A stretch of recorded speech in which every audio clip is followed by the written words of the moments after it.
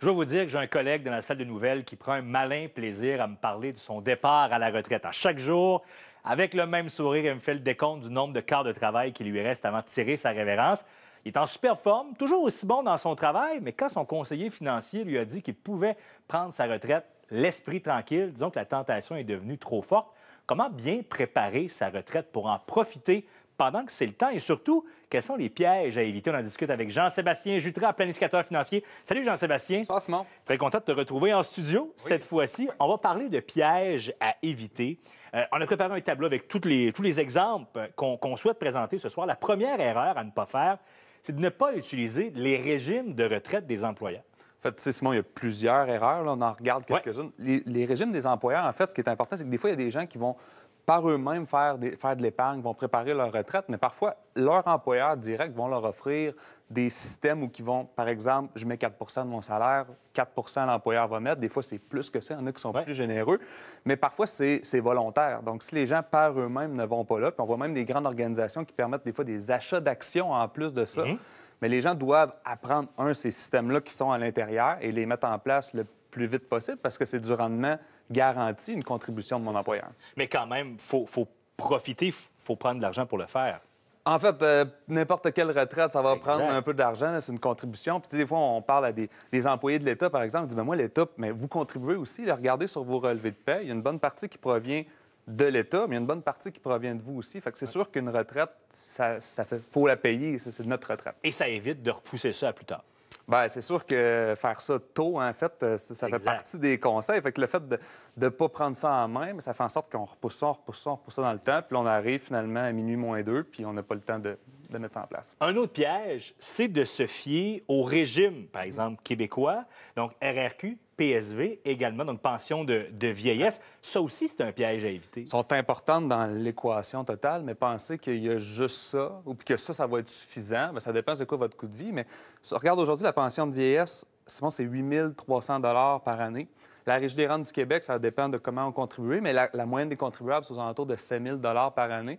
Fais la somme des deux. Je ne sais pas pour toi, mais moi, c'est sûr qu'il va en manquer pour arriver à mon coût de vie, surtout avec l'inflation qu'on vit aujourd'hui. Donc, un 10-15 000 par année, oui, j'aurais peut-être droit à du supplément en plus de ça, mais reste que c'est pas assez pour vivre dans le mode de vie qu'on a. Mais est-ce qu'il y a quand même beaucoup de clients, de gens qui arrivent et qui ne vivent que de ça?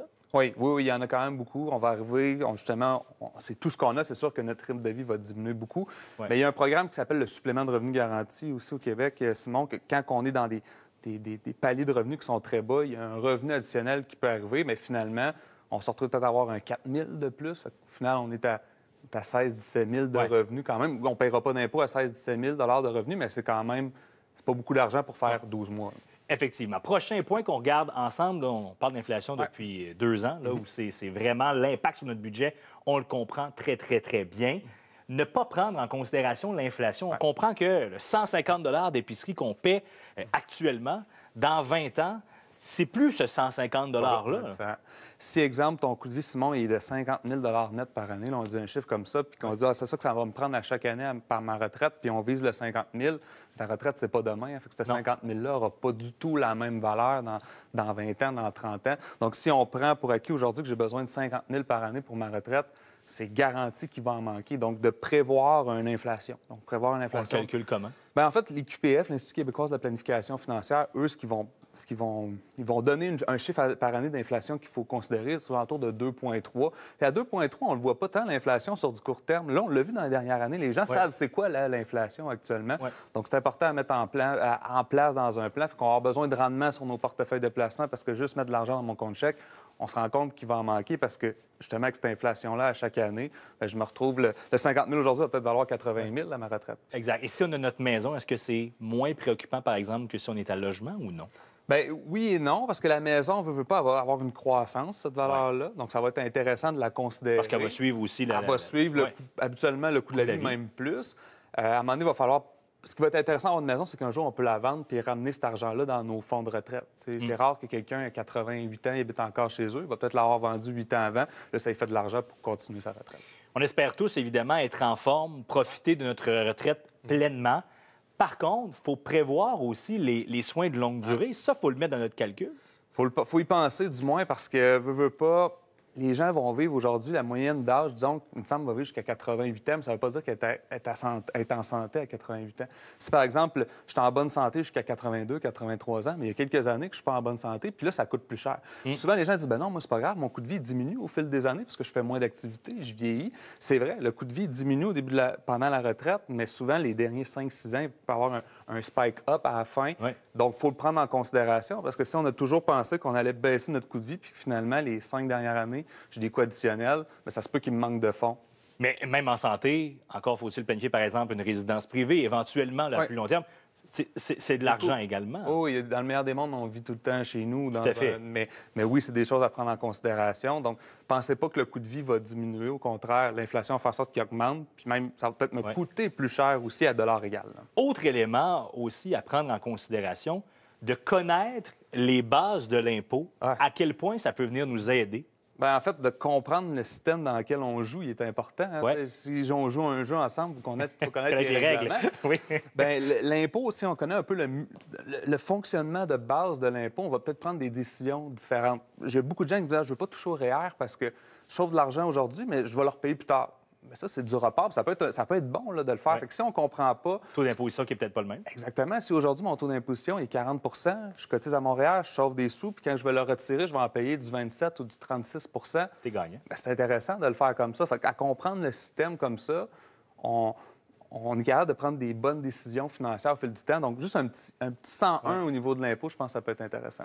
On parle beaucoup là, de données. Là. Combien devrait-on épargner par année? Le fameux chiffre du 10 de notre salaire. Est-ce que c'est suffisant ou est-ce que c'est un piège, plutôt? Mais ça peut être un piège, ça dépend à quel moment vous commencez à épargner. Ben oui. Si je commence à 60 ans, 10 ça sera Clairement. pas suffisant. Ça va être plus que 100 qu'il va falloir épargner. Par contre, quelqu'un dans la trentaine qui commence, bien, probablement qu'un 10 ça pourrait être raisonnable de penser 10 mais le conseil, c'est plutôt de faire un plan, de voir ce 10 %-là. C'est quoi ma capacité d'épargne? Et ça va donner quoi, ce résultat de cette épargne-là? Est-ce que je dois augmenter? Est-ce que je dois diminuer? Ça arrive souvent, Simon, qu'il y a des gens qui épargnent, puis finalement, on arrive avec un plan successoral, il va rester beaucoup d'argent à votre décès. C'est vraiment ça que vous voulez? Bon, peut-être que je pourrais épargner un petit peu moins dans cette situation-là. De garder, tu parlais, bon, il reste là des sous à la fin, de garder notre rythme de vie, est-ce que c'est quelque chose de possible ou c'est exceptionnel? Bien, moi, en fait, c'est ce que je vise avec la majorité de mes clients. Le coût de vie va diminuer, mais mon mode de vie va rester similaire, mais c'est sûr que quand on ne travaille pas, les vêtements qu'on va acheter quand on va au travail, ça va coûter moins cher, peut-être un petit peu moins de déplacement. J'ai peut-être plus besoin d'une voiture aussi belle que j'avais la journée que je suis retraité. Fait que le coût de vie va baisser quand même. Le mode de vie va rester similaire. On va essayer, du moins. Mais en faisant le plan, on va le voir. On pourrait arriver en disant hey, « Simon, c'est impossible avec l'argent que tu as épargné aujourd'hui d'arriver au même mode de vie. » OK, bien, qu'est-ce qu'on fait? Bon, 5 000 de moins par année. Ça marche-tu? Oui, non. Oui. Fait que c'est de l'évaluer comme ça, mais c'est ce que tout le monde veut. Puis si on le veut, il faut commencer tôt. Ouais. Sébastien, on va t'inviter à rester avec nous parce qu'après la pause, il faut dire que le sujet qu'on a traité la semaine dernière, les rentes viagères, ça fait réagir. On a reçu plusieurs questions et on en profite pour répondre d'ailleurs à ces questions. On va sur la pause. Restez là.